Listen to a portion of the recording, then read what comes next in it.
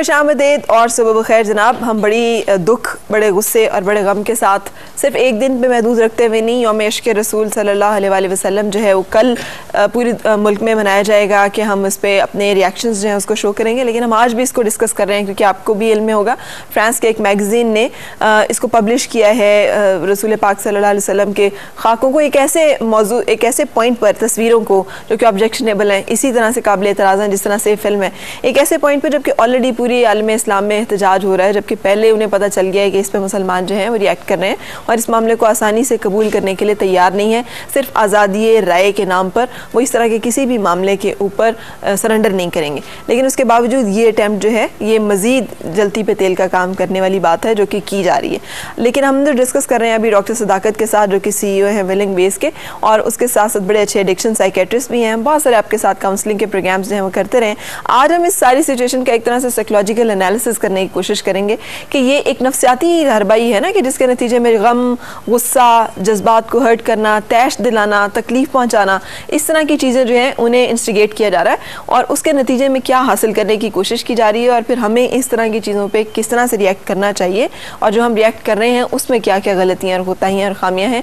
ये हम डिस्कस करेंगे। मेरे साथ हैं डॉक्टर सदाकत। अस्सलाम वालेकुम। वालेकुम। कैसे हैं आप? मैं ठीक ठाक। अच्छा, जैसे मैं आपसे बात कर रही हूँ कि अगर हम इस सारी सिचुएशन का साइकोलॉजिकल एनालिसिस करें डॉक्टर साहब, देखें एक तरफ पूरी दुनिया में अमन का पैगाम, हार्मनी होनी चाहिए, इंटरफेथ हार्मनी होनी चाहिए। 9/11 पे टेरी जॉन्स ने पिछली दफ़ा भी इतनी एक घटिया हरकत की कि कुरान पाक को जलाने वाली बात खुदा न खास्ता, फिर इस 9/11 पे ये दोबारा से, तो 9/11 जो है इन्होंने दिन बना लिया है जिस दिन के मुसलमानों को हिट करना है, टारगेट करना है और तकलीफ पहुँचानी है। देखिए, ये कुछ बीमार लोग होते हैं जो इस तरह की हरकतें करते हैं, उन्हें बदनामी का शौक़ होता है।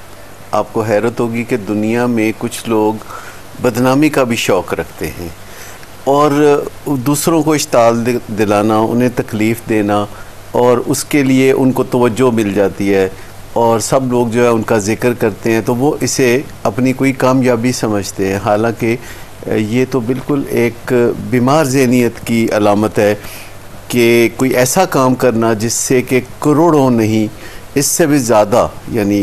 अरबों, यानी जिसे कहा जा सकता है दुनिया में मुसलमानों की तादाद 1.5 अरब के करीब है और इतनी ज़्यादा लोगों की दिल आज़ारी का इरादा करना। अच्छा, आपको लगता है कि ये सिर्फ एक शख्स, अगर आप इसको देखें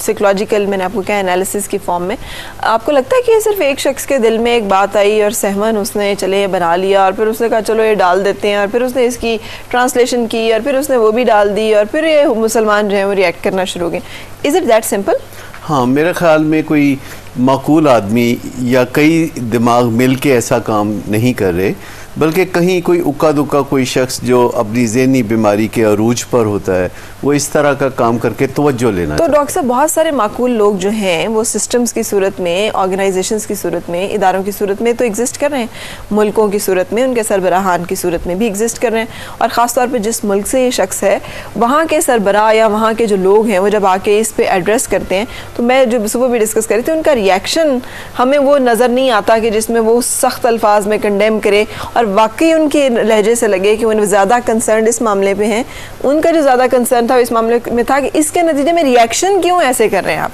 चलिए ये तो ठीक है, गलत है, लेकिन रिएक्शन पे उनको ज़्यादा तकलीफ थी कि ये नहीं होना चाहिए। देखिए, रिएक्शन जो है अवामी सतह पर उस वक्त होता है जबकि हुकूमती सतह पर कोई रिएक्शन नहीं होता। दुनिया में सबसे पहले अवामी सतह पर इस मसले के ख़िलाफ़ जो है एहतजाज किया गया तो हुकूमतों ने अशकशुई की कोशिशें शुरू कर दी। अगर हुकूमतें पहले इस बारे में संजीदा होती, सबसे पहले अमेरिका की हुकूमत संजीदा होती जो बहुत हसास मामलात में उलझी हुई है तमाम दुनिया में, ख़ुसूसन मुसलमानों के साथ, तो अगर वो इतनी जंगो जदल में पड़े हुए हैं और इतनी कोशिशें कर रहे हैं कि कोई मसला अमन की तरफ चला जाए, तो क्या उनको अकल नहीं है? उनको छोटे छोटे ये मामलात नज़र नहीं आते जो दिल आज़ारी करते हैं? तो क्या ऐसे लोगों के लिए, और अमेरिका में तो कानून मौजूद है, देखिए अमेरिका में कानून मौजूद है कि आप किसी की दिल आज़ारी करेंगे वो कोर्ट जाके तो आपको इसका मतलब है जो अमेरिका में मुसलमान हैं वो उस कानून को इस्तेमाल करते हुए इन लोगों को अकाउंटेबल कर सकते हैं। अभी तक अगर उन्होंने कोई आवाज़ उठाई होती, देखिए आपने कोई खबर नहीं है कि अमेरिका के अंदर जो मुसलमान है, जो बहुत से वकला भी हैं, उनके लिए कतई कोई मुश्किल नहीं। अमेरिकन कानून में इस बात की गुंजाइश मौजूद है कि आप अपने हमसाये को या किसी शख्स को जिससे कि आपका इंटरेक्शन होता है उसकी दिल आज़ारी नहीं करेंगे। वहाँ दिल आज़ारी जो है वो एक बहुत बड़ा यानी मुजरमाना फेल है जिसकी बहुत बड़ी सज़ा है। आपको पता है कि हद तक के इज्जत के दावे होते हैं, रेपुटेशन ख़राब करने के मामले में हाँ बहुत कुछ होता है, लेकिन आप देख लें कि उस लेवल पे कुछ काम नहीं हुआ। तो ये जो बड़ा सा सवालिया निशान है, अब फिर वो मुसलमान जो कि ताकतवर है, बाख्तियार हैं, या ऐसी ऐसी जगहों पे दूसरे ममालिक में हैं जहाँ पर वो इस तरह के लॉज को अवेल कर सकते हैं, उनको अपील कर सकते हैं, वहाँ पर फाइल कर सकते हैं वो केसेस, उनकी खामोशी, OIC जैसे इदारों की खामोशी, सऊदी अरब और ऐसे बहुत सारे और इस्लामी ममालिक जहाँ पर अभी तक खामोशी का रवैया जो इख्तियार किया गया, उनकी खामोशी। देखिए असल में ना हम ये सोचते रहे हैं कि ऐसे मौक़ों पे सो मोटो नोटिस लेना चाहिए हुकूमतों को, इसमें भी कोई शक नहीं कि नताइज को मद्देनज़र रख के और साबका जो वाक़यात हुए उसके बाद जो दुनिया में हुआ, बदअमनी पैदा हुई और फिर उस बदअमनी की जद में तो बेकसूर आते हैं ना, उस शख्स को तो वो तो छुप जाता है। एक बार करके कोई बंदा ऐसा गुस्ताख जो गायब हो जाता है, छुप जाता है, फिर वो तो सामने आने की जरूरत नहीं करता ना। लेकिन जो लोग फिर बेगुनाह भी बीच में होते हैं, जो कोलैटरल डैमेज जिसको हम कहते हैं कि लोग अपने घरों से निकल के किसी काम पे जा रहे हैं और कहीं कोई एहतजाज हो रहा है और फिर अपनी ही पुलिस अपने ही लोगों पर अगर गोली चलाती है या आंसू गैस फेंकती है तो इससे उस बंदे को तो कोई फ़र्क नहीं पड़ता कि जो शरारत करके तो गायब हो गया। तो एक होता है एहतजाज के बड़े मुनासिब तरीके मौजूद होते हैं जो इफ़ेक्टिव भी होते हैं, क्योंकि अगर हमारा तरीका इफ़ेक्टिव नहीं है और हम दीवार से सर फोड़ रहे हैं तो फिर ऐसा तो करने की ज़रूरत नहीं, लेकिन इफ़ेक्टिव तरीका होना चाहिए। मिसाल के तौर पर मुझे बताएं, इफ़ेक्टिव तरीका ये था कि YouTube को लोग ईमेल करते, जो YouTube के